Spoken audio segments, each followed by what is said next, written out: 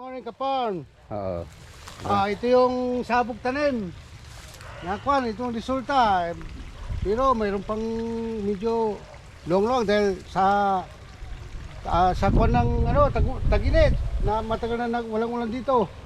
Kaya ito ang resulta. Pero malapit na rin ito, mga isang buwan harvest na to. Saka yung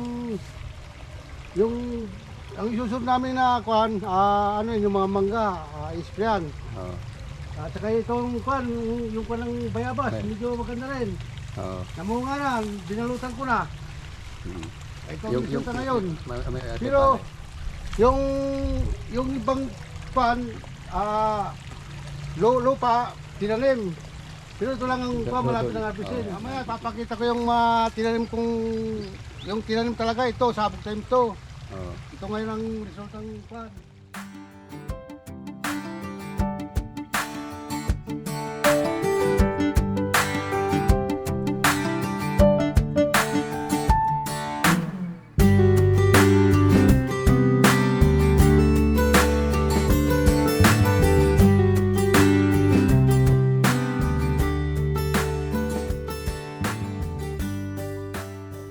Kapan, ito na naman ito yung tinanim, mga isang buwan na to.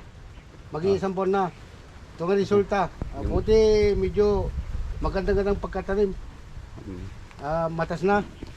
Mga kuwan siguro, isa't kalating buwan. Harvest na rin to, kaya isang buwan. extension nito. Ito yung extension ng kuwan sa tabi ng sinabukan ko ng tanim. Kaya, so mayroon pa isa, doon sa silitad. Titignan namin. Mamaya. Hello, mamaya. Pupunta kami.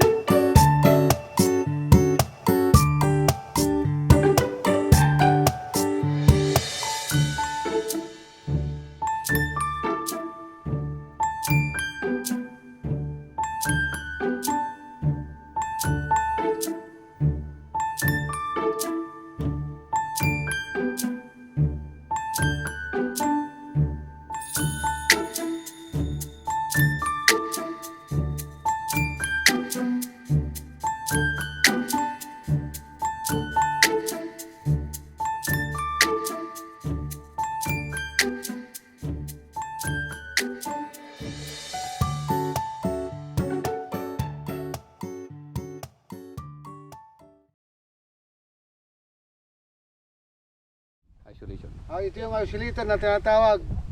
Ito na ngayon. Dati hindi nataniman to. Ito nataniman ko na. Magandang pagkatanim. Sa kayang kabila. Ito. Okay. Paano siguro to mga Oktubre ito. Oktubre. Kasi ako ang huling ko nagtanim dito eh. Kaya medyo dati hindi nataniman to. Dati hindi nataniman to. Ngayon, pan na. Kuha ko na yung problema nito na mahal daw. Siyempre, hindi mo ngayon. Maganda.